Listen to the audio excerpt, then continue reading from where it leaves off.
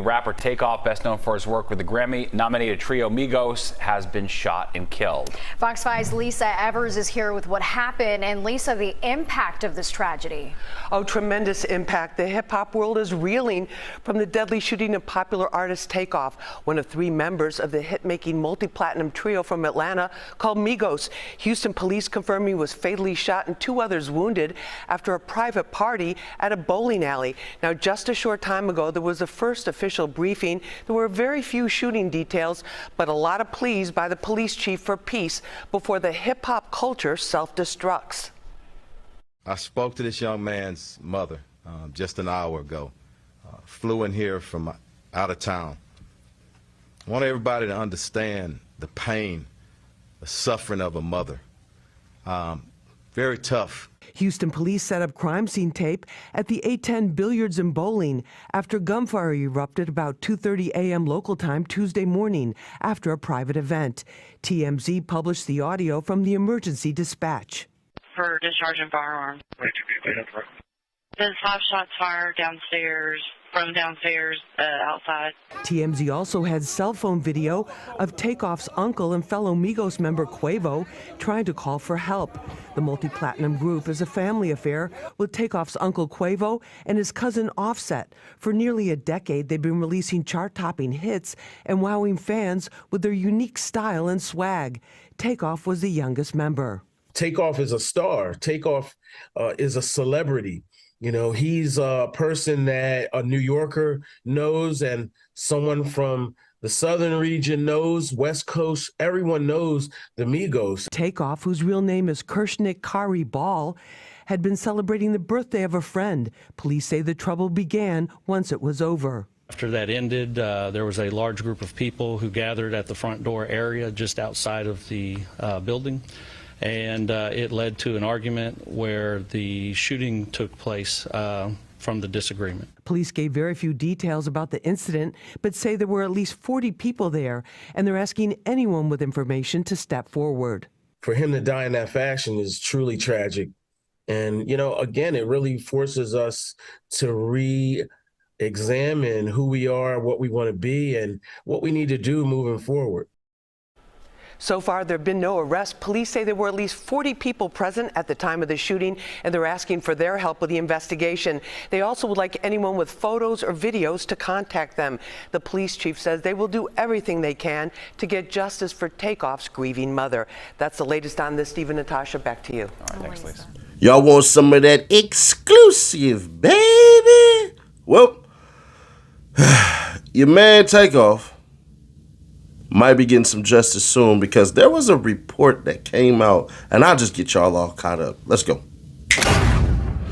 Takeoff murder trial looms as case drags on. It's been over 2 years since beloved Migos member Takeoff was shot and killed outside a bowling alley in Houston on November 1st, 2020, and the trial for the man arrested for the crime continues to loom as the case drags on in court. Takeoff murder trial update. Patrick Xavier Clark, 35, and Cameron Joshua, 24, were both arrested a month after Takeoff's death and charged in connection to the killing, with Clark being charged with murder and Joshua being hit with weapons charges. Police say Takeoff was an innocent bystander and was shot following an argument after a dice in front of 810 Billiards and Bowling. In January of 2023, Clark was released on $1 million bond. He was indicted by a grand jury that May. Since then, the case has seemingly been moving at a snail's pace, with Clark's legal team filing several motions for discovery of evidence and requests from the judge. Most recently, last November, Clark asked for and was granted $20,000 for a senior visualization analyst and defense expert to assist with his case.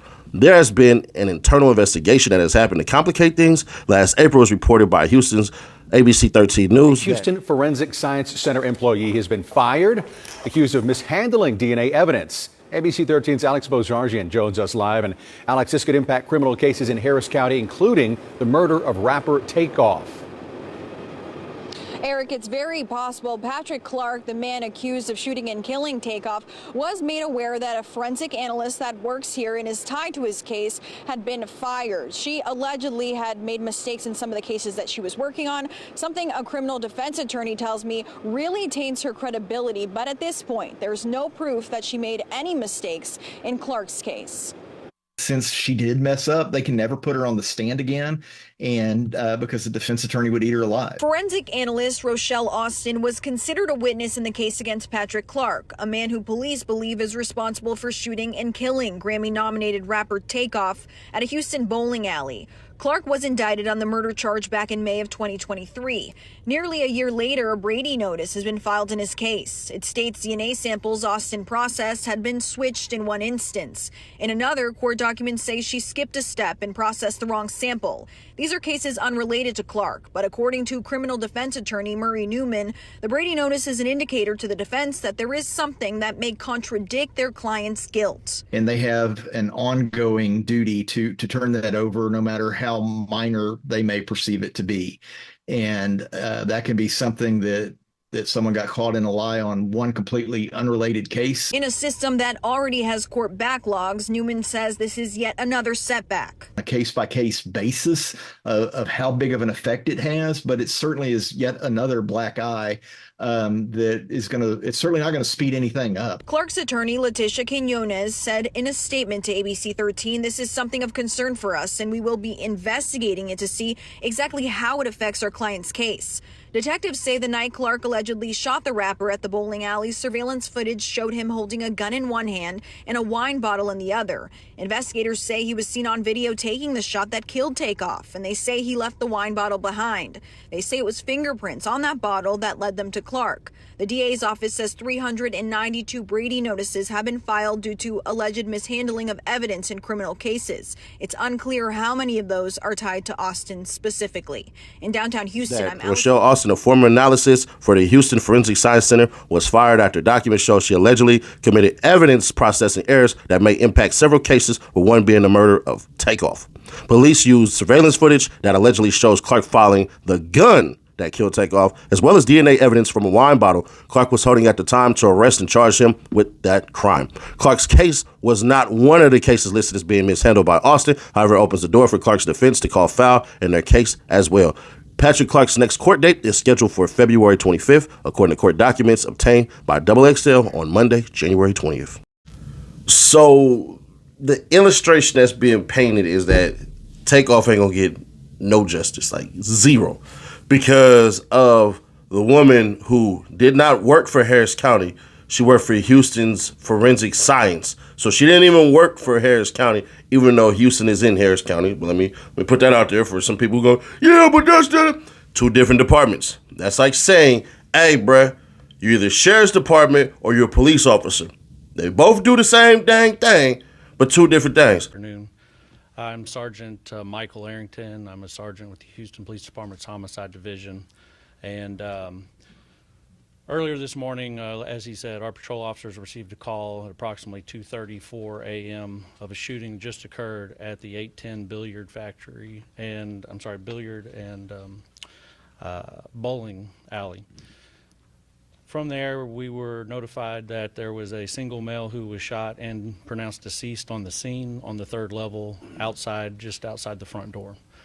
We were also informed that two other individuals had reported themselves by personal vehicle to local area hospitals on their own, both of them with non-life-threatening injuries, but a 23-year-old male and a 24-year-old female.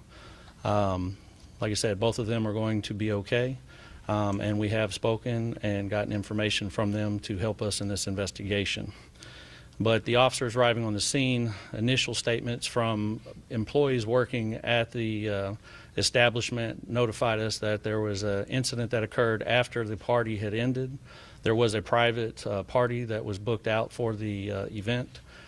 And then after that ended, there was a large group of people who gathered at the front door area just outside of the building.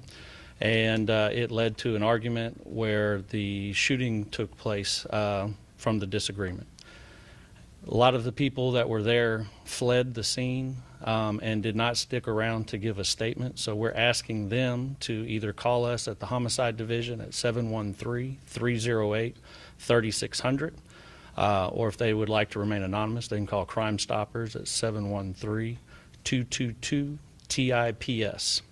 We're looking for any information at this time, any videos any information. We do know that the media has received a lot of phone calls, text messages, Twitter, tweets, vines, videos. We need all of y'all to send those to us so we can solve this case. We're looking for anything to help us. From there, as the chief said, we want to find justice for this family. They're going through a lot right now, and the only thing that we can do is hope that y'all reach out and assist us in any way to lead to evidence that will help us to apprehend and get charges and arrest on the person responsible for the death of Takeoff. What she did not even matter, doesn't matter at all, because it had nothing to do with Takeoff's case. So that's that. She's not the one who processed the fingerprints. She's not the one who looked at anything or anything to do with this case. She was going to be called in as an expert. And I'm going to be fair, square, obvious, and honest. Well, all right. She can go. Oops. It is what it is. We can call in another one. You think that they just hired one person for the job? No. Now, all the other people, it's like 350 or 392 Brady violations and all that. Man, if I'm in Harris County and I'm locked up and she was on my case, hey, we need to look at that one, homie. But, man, let's just tell the truth. It ain't looking good for Buddy. They're saying you on camera firing your fire. Before people start jumping out the window and jumping to conclusions, just listen to what is being said and react off what is being said. Speculation is speculation, but speculation is not facts without seeing the facts that are there and then determining them to be either positive or negative. So with that being said, from what it seems like, from what's put out, because obviously later we can all be wrong because his lawyer said what every lawyer is supposed to say, especially when you plead not guilty, is that, when it all comes out, he's going to be found not guilty. But what else is she supposed to say? Is she supposed to come out here and say, circumstances required my client to shoot his gun? No. You talking about strategy here. See, it's on the prosecution to show strategy, not the defense. And if your evidence is so good, it shouldn't matter what any defense has to say. Now, with that being said, it's looking like it's bad for him. Yeah. Now, why they keep dragging Lil Cam into this, I don't know, bruh. But that one right there keep getting my mind flickering. Like, bruh, why are they bringing Lil Cam in here? I don't understand none of this crap. But as far as the dragging and all this stuff and why it's taking so long, it's all backlogs, bro. That pandemic that we went through, bro, with people getting let go and some people getting bond, some people getting ankle monitors who should have 100% been in there and prosecution and all that stuff. And let's understand something. If you don't notice, I'm going to put you up on notice. Hey, these good attorneys that work for states, they're being purged away. So let's understand something. If you're really good at being whatever you are for the state, let's just say you're an assistant district attorney and you're making like 70 grand a year, you might get a call from some people about 90 miles away that say, we'll give you 110. You telling me you ain't going for that money?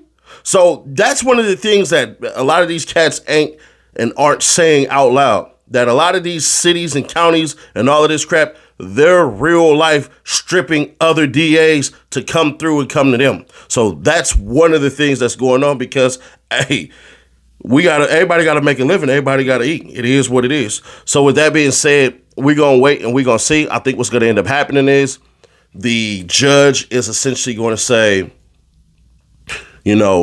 we're scheduled to take this on the trial, follow all your motions. We'll meet again right here. We'll have a couple of motion hearings and all this stuff. And probably, y'all put me on the spot right now. Probably they're going to start it maybe in October which is grim as hell for me to say because he was killed Halloween night. But something to me is telling me, just guessing that they're gonna either start it in September or October. I just got a feeling to say it like that, something like that. But you know, we'll definitely be covering it, and I want to put this out there for y'all. The Diddy trial start next month. Now check this out. I can 100% go, but I need the help of y'all. Hey, you see, I've been doing all my stuff right here, been in the house doing all that stuff. You don't see the truck no more because we going full time with this stuff. So I need y'all to click the video, man. HNO help dash out, bruh. If y'all can, man, y'all seen the last video just do 90,000 views, and that's because it got 2.5 likes. I'm trying to do this full time for y'all. Y'all thoroughly appreciate it. I feel like my message is 100% for y'all. And it looked like next month we're going to be on Vlad TV too, bruh. So shout out to y'all, but to the new people and all that, bruh, if you can, subscribe, hit that like button, leave a comment. Let me know y'all thoughts on this one. And we'll get a video out to y'all about some other stuff in a couple hours. But until then, I'll catch you on the next one.